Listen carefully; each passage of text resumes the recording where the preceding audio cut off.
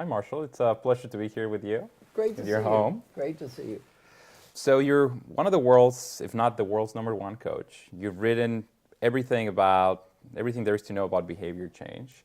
But before we get started, I'd like to learn more about what led you to study organizational behavior at UCLA. That's something I don't know. I know you're from Kentucky. I know all these things, but I don't know what got you into Well, road my undergraduate degree was in mathematical economics. I took 9 courses in math past calculus. And as I got into college, I really started reading more about religion, philosophy, people, and I got more interested into the people side of things. So now I think what I do is largely more on the people side, although I still believe in measurement. And I do, if you look at my work, I do a lot of measurement. So I'm one of the few coaches that actually measures things. When I teach classes, I measure things. I measure things in my own life. So I still kept that measurement side, but I really, now I'm more interested in the people and the philosophical side of life. Some people are afraid of, especially in our industry, of measurement, because what happens if you don't find what you want to find? Mm-hmm. But you have a way of selecting the clients you work with. Can you tell us more about that? Yeah, I'm not in the religious conversion experience business, so I only work with people that care. So with my clients, everything is either required or optional. What is required is they must get confidential feedback. They must pick important behavior to improve. They must talk to people about what they learn, apologize for mistakes. They must follow up on a regular basis, and they must get measured twice. That's all required. And if they don't want to do that, I'm not here to judge them. I just said, that's fine. Goodbye. And I only work with people that care. They want to change something about their behavior, because I'm not an expert in strategy or the technical elements of business anyway. So they have to care, they want to change some of their behavior, and they have to be somebody who's a high potential person that they're trying to get better, or a CEO, not someone they're trying to fire or get rid of. So you only get paid if the behavior change happens, right? Yes. So is that a risky thing for a coach to do? Well, I've been doing that for years. Many coaches are afraid to do that. Either they need the money, they're afraid of failure, or something. To me, I think it's a very smart thing for a coach to do while you're documenting value. And CEOs can understand that. It's language they understand. If this person gets better at this stuff, as judged by these people, is worth this money. I've never had a CEO say, I don't understand that, or I'm confused, or let me think about it. They can make decisions.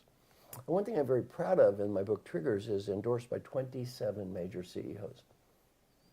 What I'm proud of is 30 years ago when I started this business, no CEO would admit to having a coach. He'd be ashamed to have a coach. Mm-hmm. Today, these are 27 very important people that said, hey, I've got problems, I got a coach, I try to get better, I'm trying to improve, I'm a human being, and it's okay. I love that. I mean, the movement in coaching from a remedial to something that's seen as a perk, and something that everyone should have a coach. And if your company is giving you a coach, it means they believe in you, and you're going to work on some of the areas that you might not be so good at already. Exactly. How many of the top 10 tennis players have coaches? 10. They all have coaches. Why? They're trying to get better. So when you're trying to get better with behavior, you say that in your book Triggers, that adult behavioral change is one of the hardest things to do. Why is change so hard? Well, in many ways, the more successful we become, the harder it is. Any human or any animal will replicate behavior that's followed by positive reinforcement. The more successful we are in life, the more positive reinforcement we get. And the more we fall into something called the superstition trap. I behave this way, I am successful. Therefore, I must be successful because I behave this way. Wrong. Everyone I work with is incredibly successful, and they all behave the way they behave.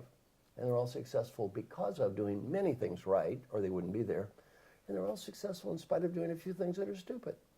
And I've never really met anyone who was so wonderful that we had nothing on that stupid list. That makes me think of your other book, What Got You Here Won't Take You There. Yes, yes. So if you had to compare that book with your latest book, Triggers, what would you say are some of the similarities and some of the differences? Well, I've done 3 books that are New York Times bestsellers. What Got You Here Won't You There is largely focused on interpersonal relationships. My book, Mojo, is more intrapersonal. That's how do you view yourself.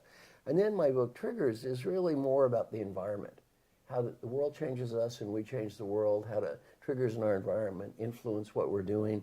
So that book is much more focused on the environment. One of the challenges of writing a best-selling book is the next book has to be different. because one of the first criticisms you get is just a replay of the last book. So it's very important that the book has a different slant, because that's the first thing that critics will attack. So when we think about coaches reading your books, what would you recommend to coaches as they work with clients on these very difficult things, which is behavior change? What have you learned works better than other things for a coach to start ingraining into their practice? I think my deepest learning for coaches is this. The client I spent the most amount of time with did not improve at all, and they did not get paid. The client I spent the least amount of time with improved more than anyone I've ever coached. 200 people got better, and I did get paid. Now, that's a humbling lesson. I have a degree in math. I made a chart. On one dimension was called time spent with Marshall Goldsmith. The other dimension was improvement. There was a negative correlation between spending time with me and getting better. I thought there's a humbling chart, right? Humbling chart.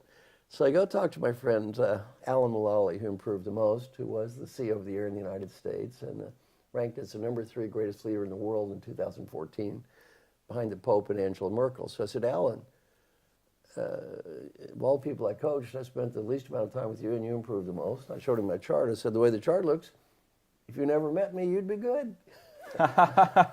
What should I learn about coaching from you? And he taught me 2 lessons. One, don't make coaching about yourself and your own ego and how smart you think you are. Make it about the great people you work with, and it's all about the customer. It's not about you.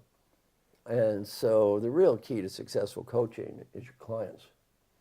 I may not be the best coach in the world, but I have the best clients in the world. Yeah, so I have wonderful clients, and they're smart, they're hardworking, they have high integrity, dedicated people. You get great enough clients as a coach, you're going to be successful. If you get a bad client as a coach, God's not going to help you get better. One of the things that I really liked about triggers was you talked a lot about the high probability of low probability events. And Right. I think that's your math brain coming into the equation. Can you tell us more about that? Yeah, when we make our plans for life, we never plan on low probability events, because by definition they are low in probability. You don't plan on a car wreck, you don't plan on a computer breaking, you don't plan on someone dying, because you say, well, what are the odds? I'm sure you've heard people say this when something didn't happen. What are the odds? Mm-hmm. Well, the odds on that happening are remote. The problem is there are a million low probability distractions that can occur in life, and while the odds on any one of them happening are quite remote, the odds on something happening are actually quite high. So, I'm sure every day you make a plan. By the end of the day, something has happened that threw you off track. It was probably something you didn't plan on. Some little thing that you didn't plan on. Well, every day that happens, and it's what I call the high probability of low probability events. When I coach people at the CEO level, I tell them, I spend 18 months with you, I probably could spend 12, but you will have a crisis. So I say, well, what kind of crisis? I say, I don't know. You'll have a crisis. They say, how do you know? I've never worked with a CEO 18 months that didn't have a crisis. There's always a crisis. Someone dies, someone gets sick, the company gets bought, the company gets sold, you get a divorce, something happens. Mm-hmm. It always happens, and it's never planned. What is the coach's role when a CEO is going through a crisis? Well, I mean, part of it is you just have to be patient enough to realize if the person is a good person, they're working hard, they try and they care, other things come up that are more important actually in their lives than what you're doing at this second in time. And just be patient and say, well, right now you have to take care of your kid has a problem, your parents have a problem, your family has a problem, your husband or wife has a problem, and then other things happen. As you see all these strengths going on, what would you, if you have to say anything to these emerging coaches, what would you recommend they focus on as they start working with clients? Most coaches, many coaches that I met are very good coaches and terrible business people. I don't know what the average income from coaching is for a coach, but it's pathetic. I think it's $50,000. It's not even that. It's awful.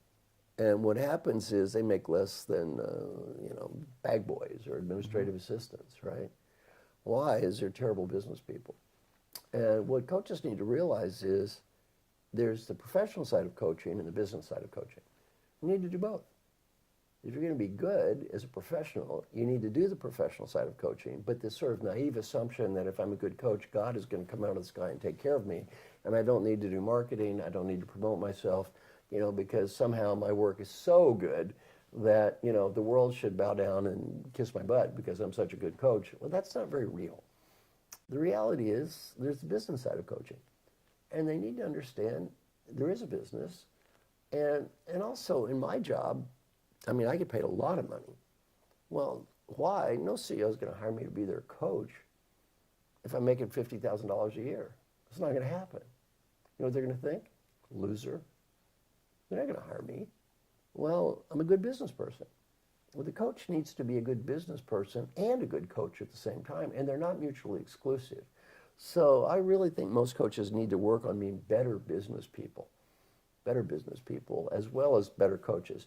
I think the bigger problem, though, is better business people than better coaches. A lot of them are very good coaches, just terrible business people. I think that's great advice. Yeah. Well, thank you so much, Marshall. It's been a pleasure. Nice to chat with you. You too. Thank you.